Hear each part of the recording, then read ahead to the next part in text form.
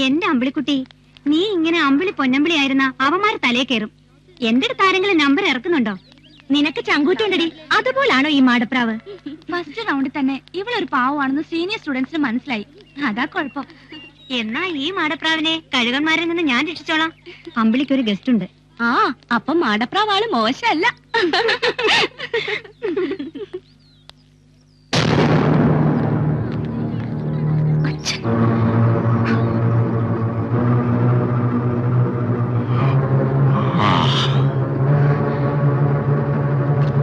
എന്താ അമ്പിളി?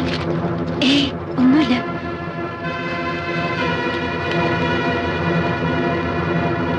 മോളെ, പഠിത്തമൊക്കെ എങ്ങനെയുണ്ട്? നന്നായിട്ട് പഠിക്കണം. മോള് പഠിച്ച് വലിയ നിലയിലെത്തണം. അച്ഛനെന്താ ഇങ്ങോട്ട്? എന്താ എനിക്കിവിടെ വരാൻ പാടില്ലേ?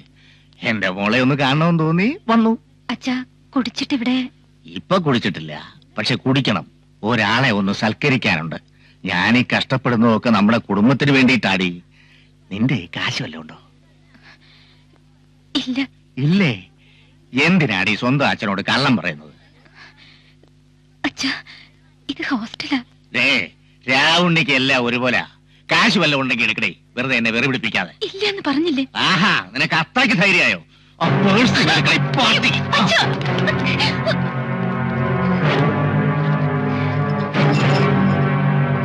നിന്റെ കയ്യിലൊന്നും ഇല്ല അല്ലേ?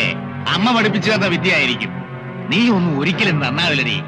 രാവുണ്ണിയെ മണ്ടനാക്കാൻ നോക്കിയാവുണ്ടല്ലോ, അറിയാവല്ലോ തന്നെ. അത് ഞാൻ തരില്ല. അമ്മ അധ്വാനിച്ചുണ്ടാക്കിയ മാലയും കമ്മലുവാ. അത് വിറ്റ് അച്ഛൻ കള്ളു കുടിക്കണ്ട. മാറിപ്പോയി അവിടുന്ന്. അമ്മ കഷ്ടപ്പെട്ട്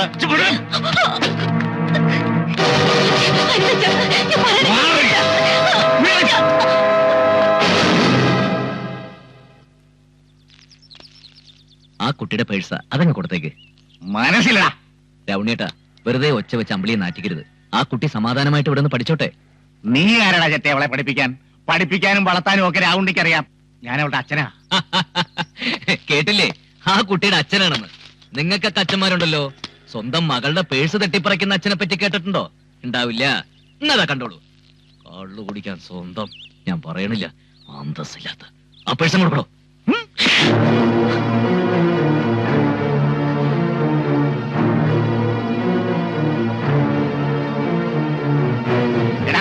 വേണമെങ്കിൽ ഞാൻ ഇവിടെ ഇപ്പൊ വിളിച്ചോണ്ട് പോകും. കാണോ നിനക്ക്? കഴിയില്ല രാവണിയേട്ടാ. അപ്പൂട്ടൻ ജീവിച്ചിരിക്കുമ്പോൾ നടക്കില്ല. നിങ്ങൾ അവിടെ തൊടില്ല. നേരത്തെ എന്റെ മോടെ കാര്യം തീരുമാനിക്കുന്നത് നീയാണോടാ? ഇയാള് വലിയ ദാതയാണെന്ന് പറഞ്ഞിട്ട് ഇന്ന് കൊല്ലാണല്ലോ.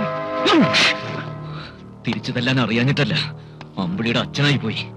പിന്നെ ഇവിടെ ചില മര്യാദകളൊക്കെ പാലിക്കണമെന്ന് അമ്പിളി പറഞ്ഞിട്ടുമുണ്ട്. അപ്പൂട്ടൻ നനഞ്ഞിറങ്ങിയ കുളിച്ചേ കയറൂ. ചെറ്റ എന്നെ അപ്പൂട്ടനാക്കരുത്. ആ പേഴ്സൺ കൊടുക്കണോ? ഇല്ലടാ, നിന്റെ ചെലവിൽ അവളിന് പഠിക്കണ്ട.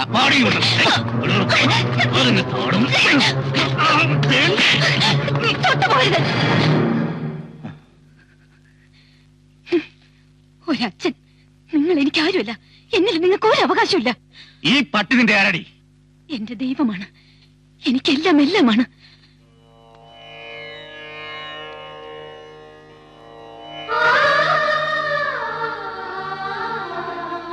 എന്റെ ദൈവമാണ്. എനിക്കെല്ലാം എല്ലാമാണ്. എന്റെ ദൈവമാണ്. എനിക്കെല്ലാം എല്ലാമാണ്.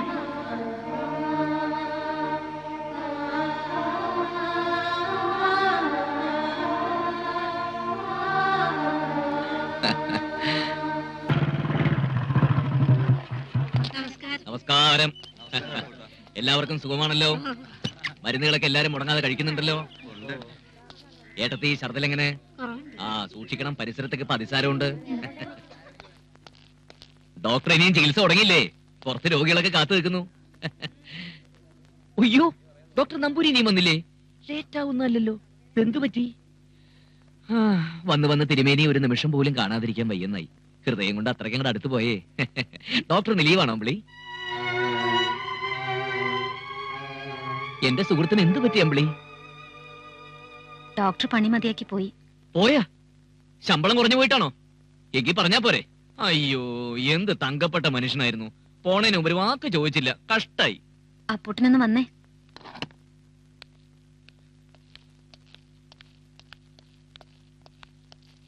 ഈ വാച്ച് ആരുടേതാ?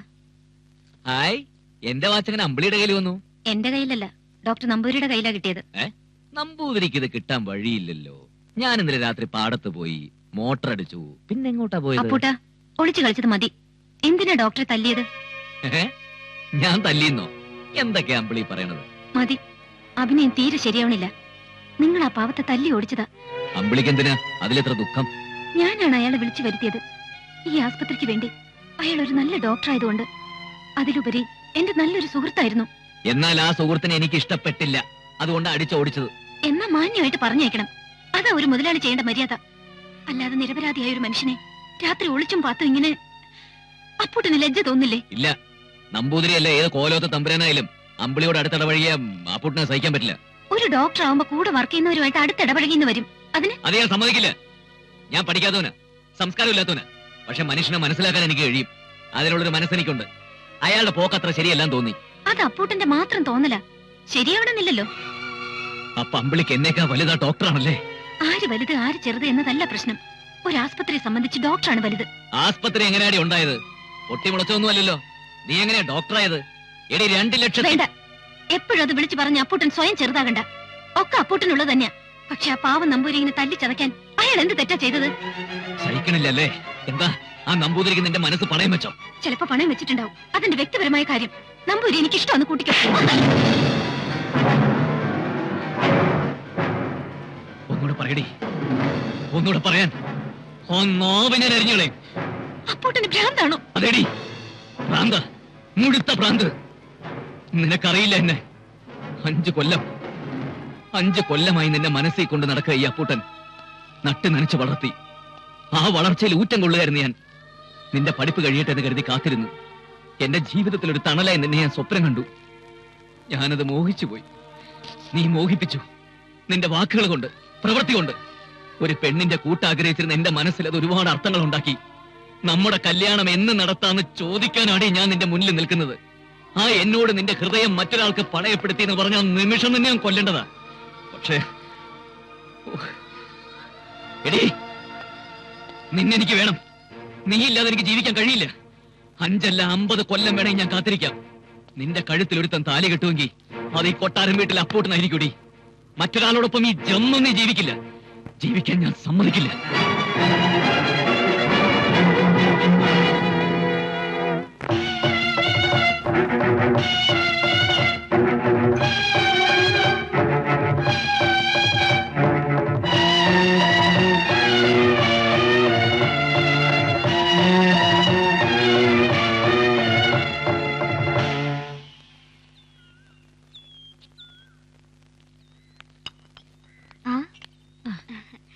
എന്താ മോളെ വൈകിയത്? എല്ലാരും കാത്തിരിക്കുക. എന്താ അമ്മ വിശേഷം? നല്ല വിശേഷം തന്നെയാ. അമേരിക്കയിലുള്ള ഡോക്ടർ രാജീവൻ മോളെ പെണ്ണ് കാണാൻ വന്നിരിക്കുക.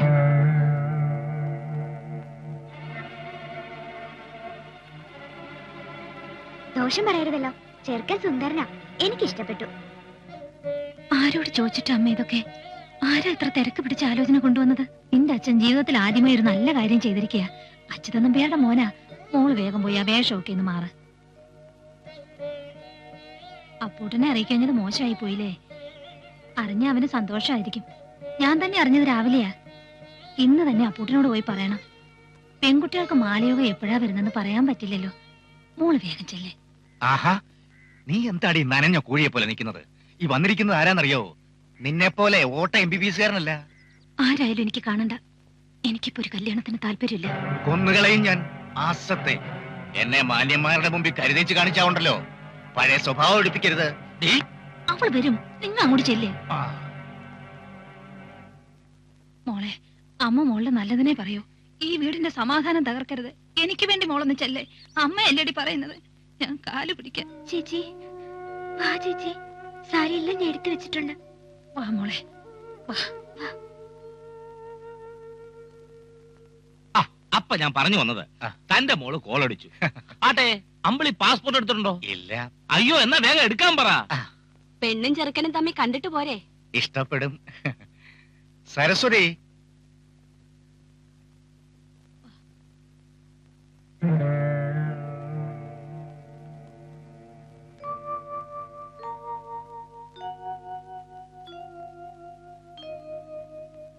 ആ മോളെ, ഇതാ രാജീവൻ. നമ്മുടെ നാട്ടിലെ ലൊട്ടിലൊടുക്ക് ആശുപത്രിയിലെ പോലൊന്നും അല്ല. ഒരു ദിവസം 20 ഓപ്പറേഷൻ നടത്തുന്ന ഡാക്ടറാ. അതൊക്കെ അവക്കറിയാടോ. അവക്ക് ഇഷ്ടമായോ എന്ന് ചോദിക്കേ.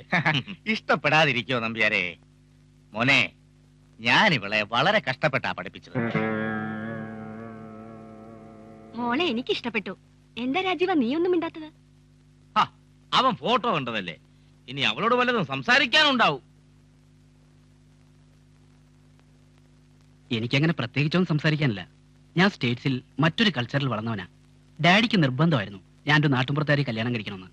Okay, I agri.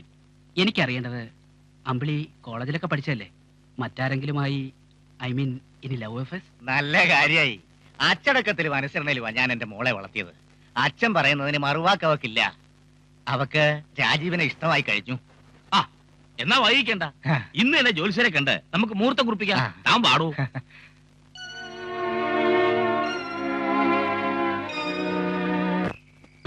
അപ്പൂട്ടൻ, ആ ചെറ്റയുടെ പേര് പറഞ്ഞാ കൊല്ലും ഞാൻ. MBBS പെണ്ണിനെ വെറും 7-ാം കൂലിക്ക് കെട്ടണം പോലും. ഞാൻ അന്നേ പറഞ്ഞതാ, ഒടുവിൽ അത് തന്നെ ആവശ്യപ്പെടുമെന്ന്. രാജീവനുമായിട്ടുള്ള വിവാഹത്തിന് 25-ാം തീയതി മുഹൂർത്തം കുറിച്ചിരിക്കുക. രാവുണ്ടി ആ വാക്ക് കൊടുത്തിരിക്കുന്നേ, അത് നടക്കണം, അതേ നടക്കൂ. അവൻ പണം ചെലവാക്കിയെങ്കിൽ അത് പലിശ സഹിതം തിരിച്ചു കൊടുത്തേക്കാം.